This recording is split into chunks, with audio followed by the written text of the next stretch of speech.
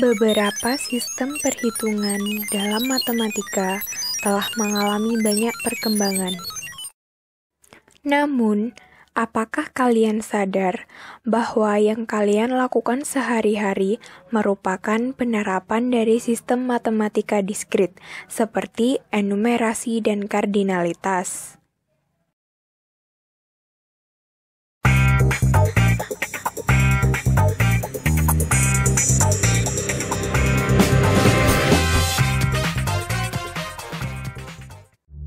Enumerasi dan kardinalitas yang akan kita bahas kali ini merupakan subbab dari materi himpunan. Pertama-tama, mari kita bahas dasar dari himpunan. Himpunan dalam matematika adalah kumpulan dari objek-objek yang disebut elemen atau anggota tertentu yang tercakup dalam satu kesatuan dengan keterangan yang jelas. Teori himpunan ditemukan pertama kali pada tahun 1873 oleh George Cantor. Selama 10 tahun, ia terus-menerus menyebarluaskan teorinya dalam tulisan-tulisannya. Teori himpunan dan konsep bilangan transfinitnya menggemparkan dunia matematika.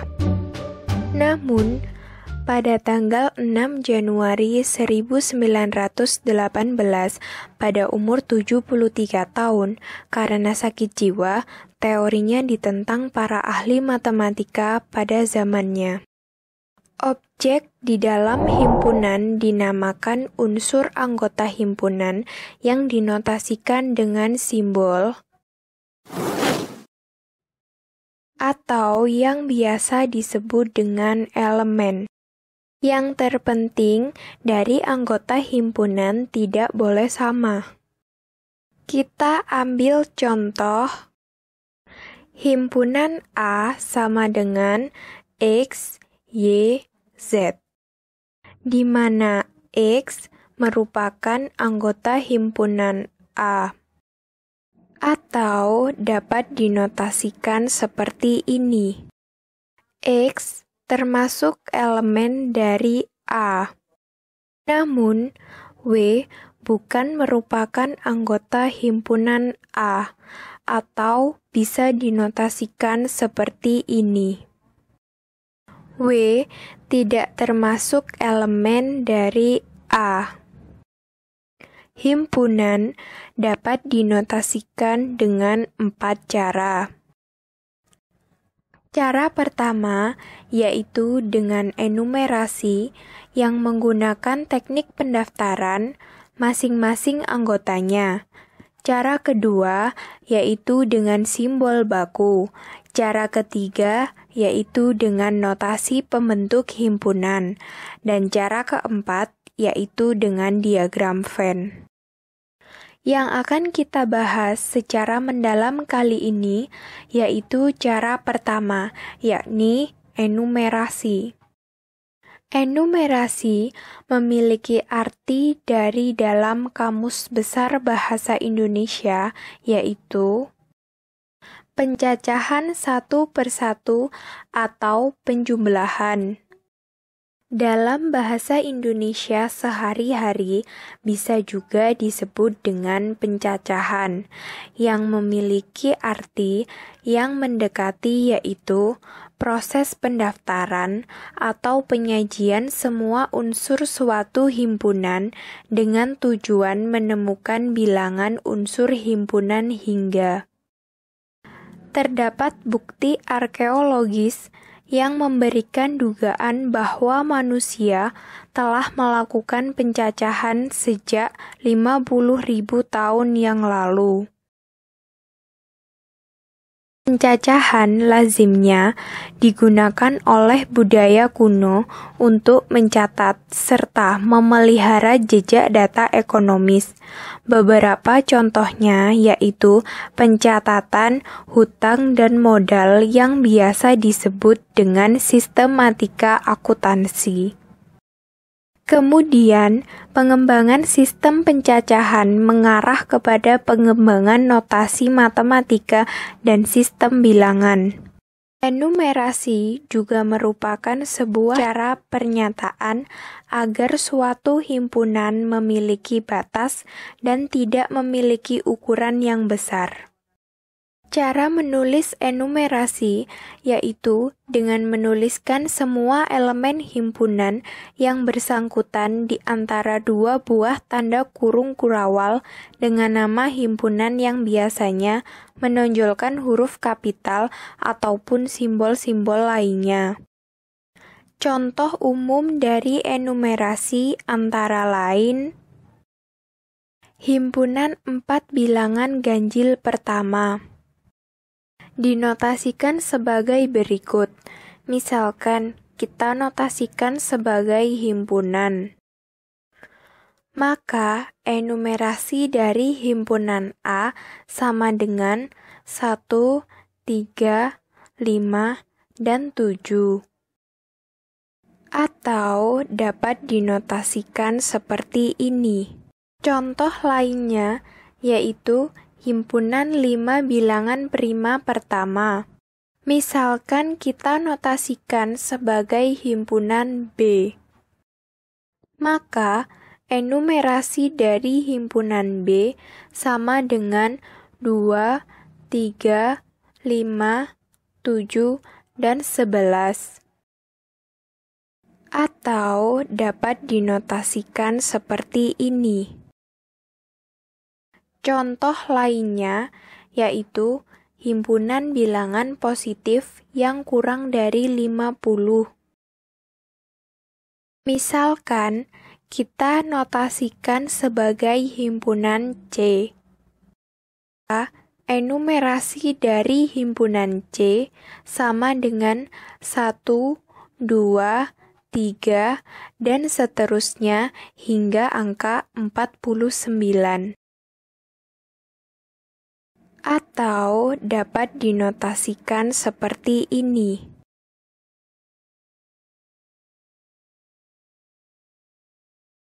Sebelum kita lanjutkan dengan kardinalitas, mari kita bahas jumlah anggota himpunan.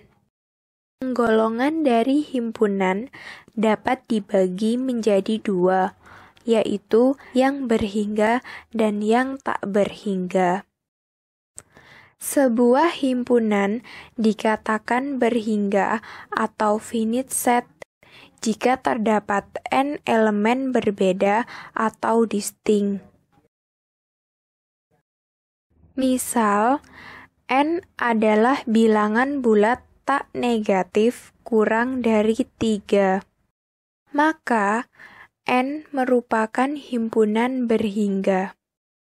Selain himpunan berhingga, terdapat himpunan lain yang dinamakan himpunan tak berhingga atau infinite set. Misal, N adalah himpunan bilangan bulat tak negatif. M adalah himpunan garis yang melalui titik pusat koordinat. Maka, N dan M merupakan himpunan tak berhingga. Setelah Anda pahami jenis jumlah anggota, maka kita lanjutkan dengan materi subbab kedua yaitu kardinalitas.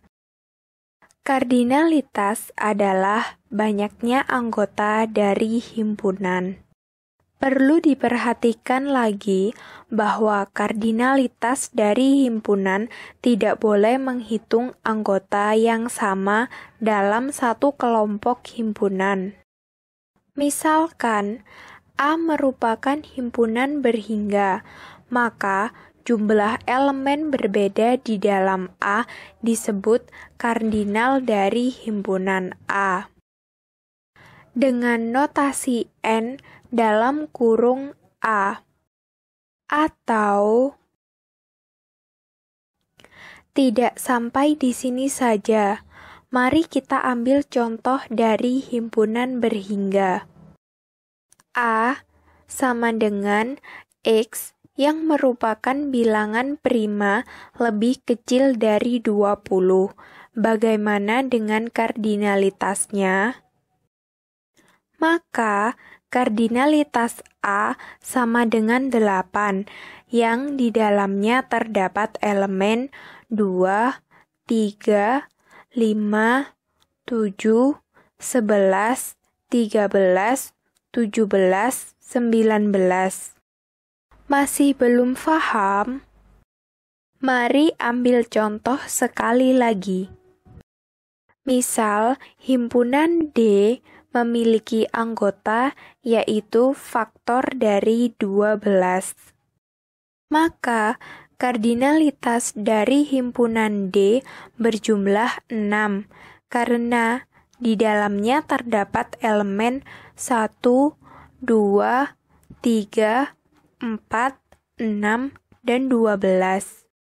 Jika suatu himpunan tidak mempunyai anggota, dengan kata lain, kardinalitas himpunan tersebut sama dengan 0, maka himpunan tersebut dinamakan himpunan kosong atau null set. Dapat dinotasikan seperti ini. Contohnya yaitu himpunan bilangan ganjil yang habis dibagi 2. Dalam ilmu matematika dikenal ada beberapa macam himpunan, antara lain himpunan kosong adalah himpunan yang tidak mempunyai anggota. Himpunan kosong dilambangkan dengan tanda kurung kurawal atau dapat dinotasikan seperti ini. Selanjutnya yaitu himpunan semesta adalah himpunan yang memuat semua objek-objek yang sedang dibicarakan. Himpunan semesta juga sering disebut himpunan universal atau semesta pembicaraan. Himpunan semesta biasanya diberi simbol S. Contoh kasus himpunan semesta adalah besi dan tembaga termasuk logam. Jika orang menyebut besi dan tembaga, berarti orang tersebut sedang membicarakan masalah logam. Maka, dikatakan logam merupakan himpunan semesta dari besi dan tembaga. Atau dapat ditulis S sama dengan besi, tembaga. Himpunan lepas adalah dua buah himpunan atau lebih yang tidak memiliki anggota yang bersekutu. Himpunan lepas diberi simbol garis miring 2 kali. Contoh, jika A adalah himpunan bilangan genap dan B adalah himpunan bilangan ganjil, maka A dan B merupakan himpunan saling lepas. Himpunan sama adalah dua himpunan atau lebih yang memiliki anggota yang sama. Dapat dinotasikan dengan simbol sama dengan. Contoh, jika himpunan P memiliki anggota A, B, C, dan D, dan himpunan Q memiliki anggota D, A, C, dan B, maka himpunan P dan Q merupakan himpunan yang sama. Himpunan berpotongan adalah kondisi di mana dua himpunan atau lebih memiliki minimal satu anggota yang menjadi anggota himpunan-himpunan tersebut. Apakah kalian telah paham mengenai enumerasi dan kardinalitas dalam himpunan? Kami harap begitu. Akhir kata, kami ucapkan terima kasih atas perhatian dan partisipasinya. Sampai jumpa.